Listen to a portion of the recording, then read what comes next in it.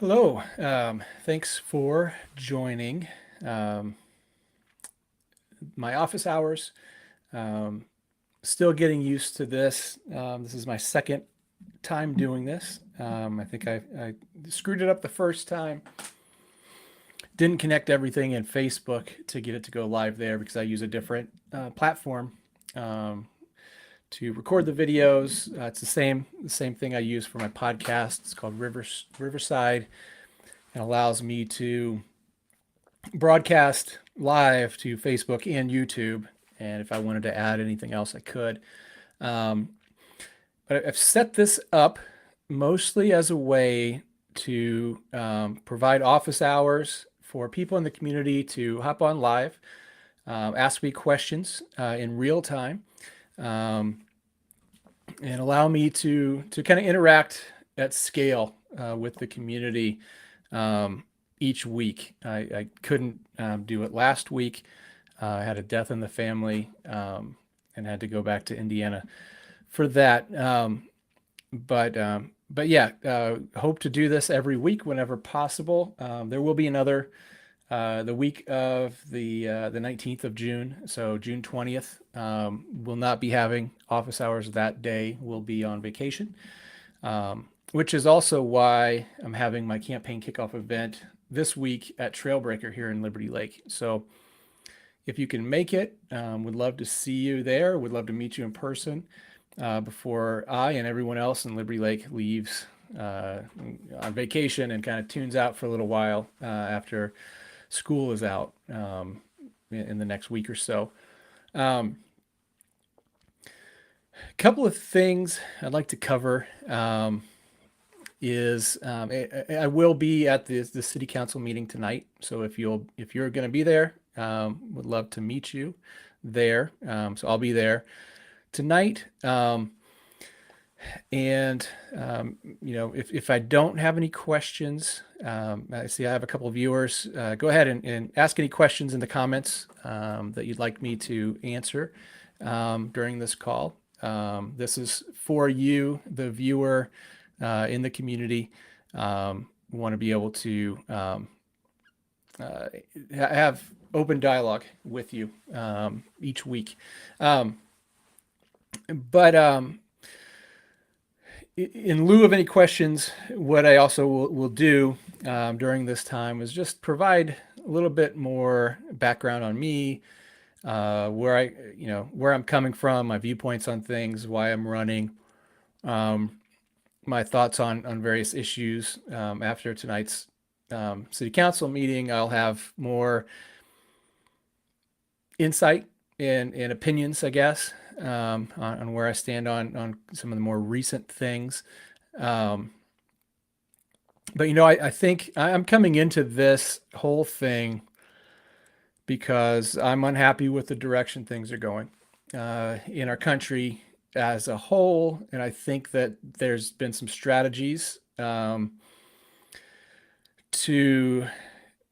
try to infiltrate um, some ideology at the local level, school boards, city councils. I feel like that's happening here and across the country, and I don't like it.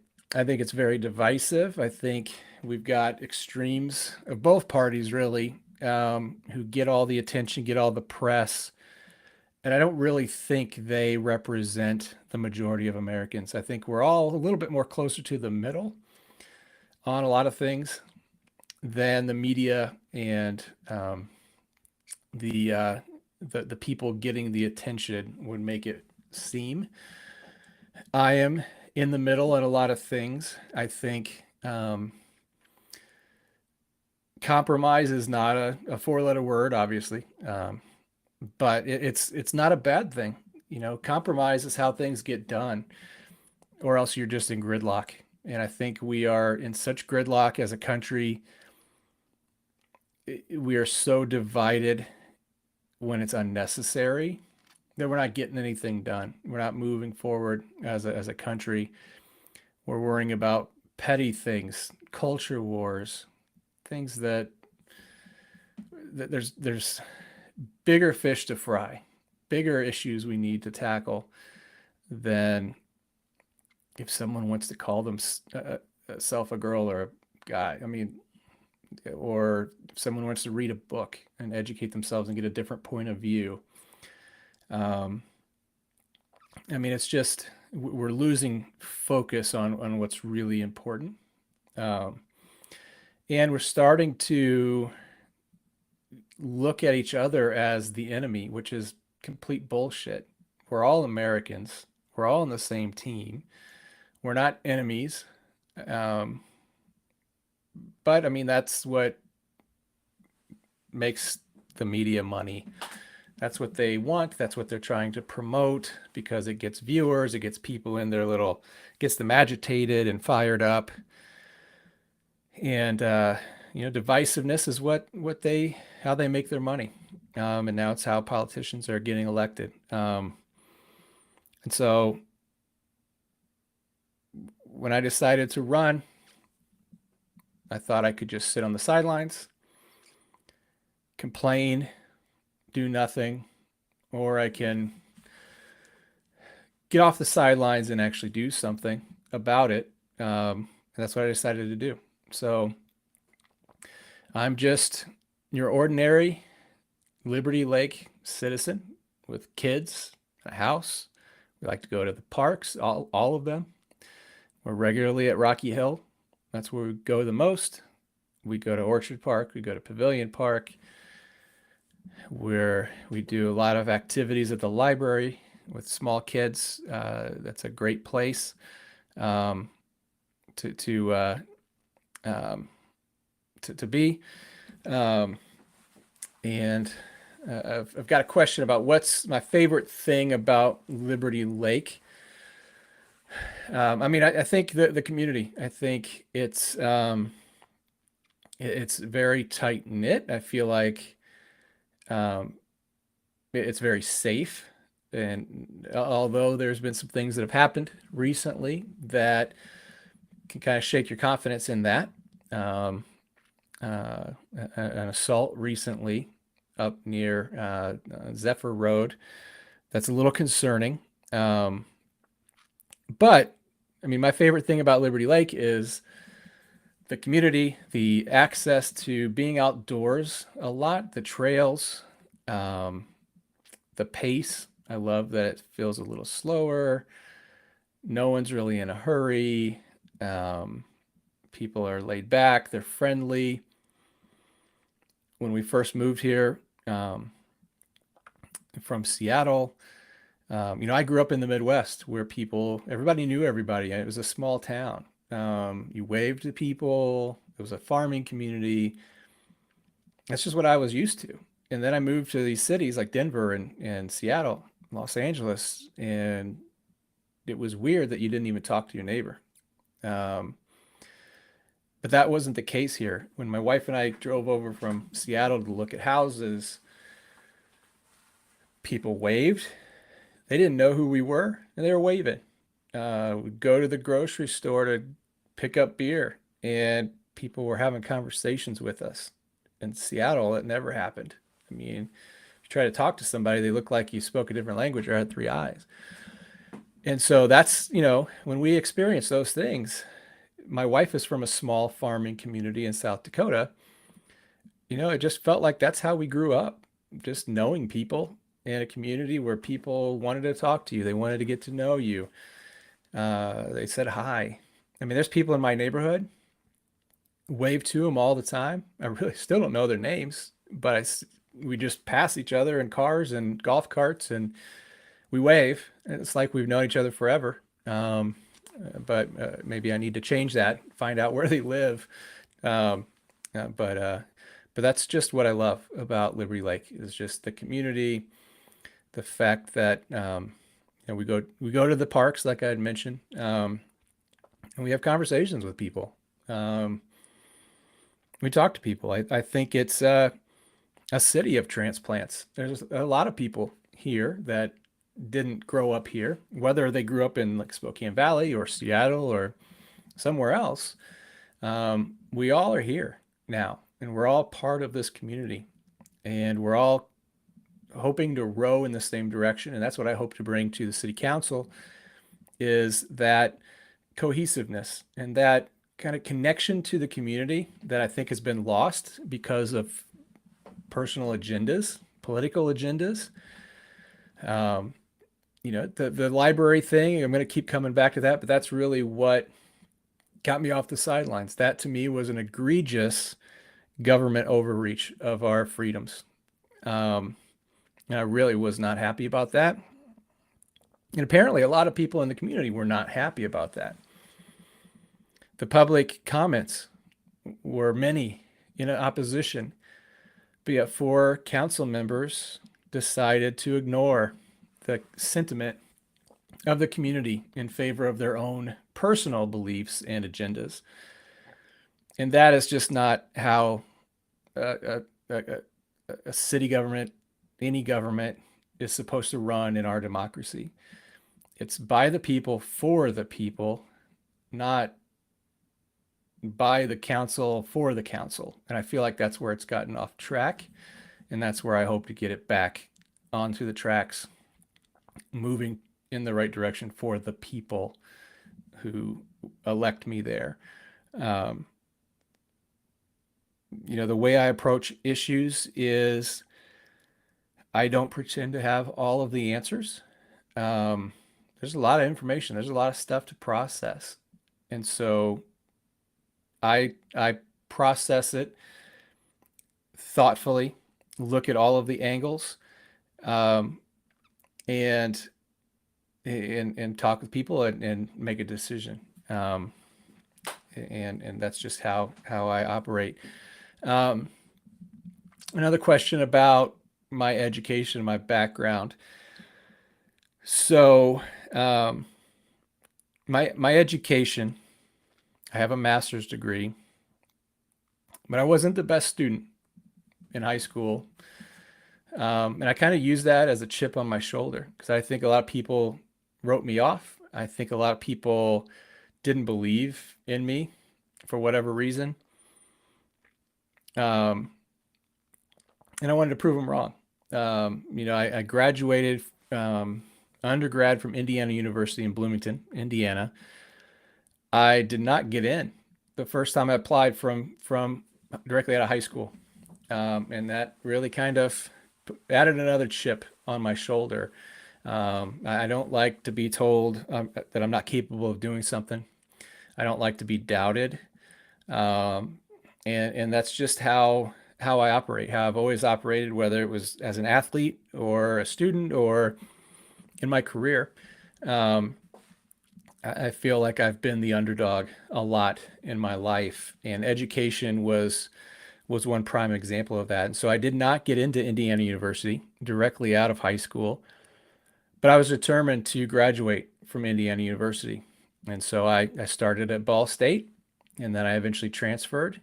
Got my grades up, had good grades, transferred, then proved that I could be a worthy student or whatever they wanted to see as they took my money. Um, and ended up graduating from Indiana University with a degree in public affairs and environmental science. From there, ended up going on to school again about 4 years later, and got an MBA with a really a focus in marketing.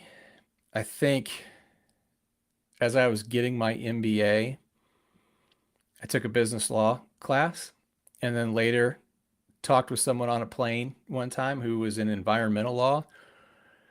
And I think that for me has always felt like the missed opportunity. I feel like I really enjoyed business law. And the more I learned about environmental law, the more I think I missed my calling there. I guess it's never too late, but the thought of spending more money on education is not something I look forward to. But did get an MBA. It was mostly because I started off um, my career working in environmental science and an environmental science related field, um, working as a government contractor for the Department of Defense, helping to clean up a Superfund site, which was Rocky Flats um, in Colorado, located between Golden and Boulder. And it was a Department of Defense site where they manufactured plutonium triggers for use in nuclear weapons. During the Cold War, we were decreasing our stockpiles and didn't have a need to build as many nuclear weapons after a treaty with Russia.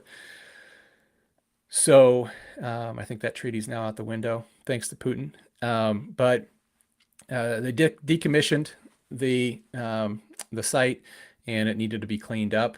And so I was part of the team that was cleaning that up, not directly, but I did NEPA compliance, and what that is it's a law that is established to make sure the government does what it's supposed to do from an environmental standpoint, that they're not cutting corners, that they're actually adhering to the laws that they've made.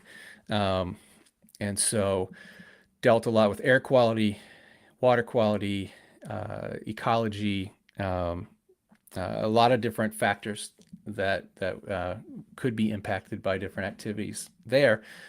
It was fun, but working for the government was frustratingly slow to get things done, slow to, um, you know, ideas weren't something that were looked upon as a good thing. It's, stay in your lane, keep your head down, follow the rules, and do what you're supposed to do, and even if it takes forever. And so at that point, it wasn't what it was cracked up to be. I didn't really want to work with the government anymore because of the inefficiency, the frustrations I had with that, not getting things done the way I thought they could be done better. So that's why I went back and got an MBA. I started to get some business experience in sales roles. Those weren't really my thing. Went back to school, got an MBA with a focus in marketing. I love marketing. It's what I do now. But again, it wasn't an easy path to get here. I took an internship during grad school with a staffing agency to help them with a marketing plan. Next thing I know, I'm recruiting. And next thing I know, I'm down a career path of being a recruiter and not a marketer. And so after that happened, it was really hard to claw my way out and pivot into marketing and, You go through interviews and people basically reject you and say you don't have enough experience, blah, blah, blah. And again, I wasn't going to let that impact my future, my outcome. Just as it has been my whole life, people telling me I can't do something, I do it. People doubt me, I prove them wrong. And so eventually just did side projects, got the experience, acted like I knew what I was doing, just, because there's never been a better time in the history of mankind than now to learn new things and develop new skills with things like YouTube and blogs and podcasts and everything it's never been easier to learn new things. And I took advantage of that. And this was in 2008, 2009. It's even better now. And so really dug in, immersed myself in that world while I was recruiting. So I eventually got to a point in 2013 and 14. I was working at Microsoft as a recruiter, recruiting software engineers for the Windows team. And I lost a lot. Windows isn't the sexiest division at Microsoft to work for when you had Xbox and other things that people really wanted to be a part of, cloud, Azure. But got to the point where I was working a pretty stressful job every day, all day, coming home and working on marketing projects in the evenings and weekends. And I was having zero time. And so a decision had to be made. Something had to give. I couldn't just keep working that much. And so I decided to go and take a chance and do my own thing, which ended up leading to going in-house with a longtime client, one of my first clients when I started doing side gigs, and had built a relationship with them, had done great work for them. I wanted to get some management experience, and I approached the president of the company and proposed that I join them as a director of marketing and lead their marketing team that really didn't have much leadership at the time. And he loved the idea, hired me, and I was the director of marketing for 6 years before I went back out on my own in 2021 after felt like I had done what I needed to do. I wasn't learning as much as I had been, and I love to learn. I would pick ability to grow professionally and learn in a role over money. And I think that's probably how I'll always be. I just feel like if I'm not learning, if I'm not growing, I'm going backwards, especially today as fast as things move. So I'm very curious, love to learn new things, love to get my hands dirty in the work. And so now I own a marketing agency. It's really a one-person agency with me, but I do hire freelancers and contractors to help out when I need some specialized experience. And I focus on demand generation and marketing operations and revenue operations. And so so that is kind of what I'm doing now. It's fun. I love marketing. I love the psychology behind it. And this campaign is a lot different. It's than any other marketing I've done, and I'm really loving what I've learned so far and how I can turn around and apply that to the work that I do for other people. I had a question about, speaking of learning, what book am I reading right now? Well, a lot of times I'm reading about 2 or 3 at a time. And right now, I just finished on my flight to Indianapolis. I read Derek Sivers' book, Hell Yeah or No. That was a great book to help me think about some of the things that I haven't done in a while that I love, which is writing. I wrote a book in 2020. I love to write. I used to write every day. Got away from it when I went out on my own. I felt like I should be spending my time working on client projects instead of writing. And that's a mistake because it helped me think more clearly. And when I was on my flight from Minneapolis to Indianapolis, and I was talking with someone who I was sitting next to, we talked about a lot of things, but towards the end we started talking about writing, and he mentioned that he could see a spark. He could see a switch was flipped when I started talking about writing. And I just finished reading that book right before that flight, and so it really helped me clarify what I needed to start doing.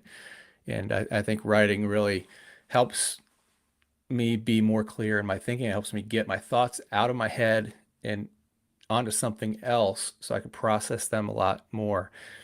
And so that's one book I just read. I am also reading right now, Remarkable Business Growth. Let me see who it's by.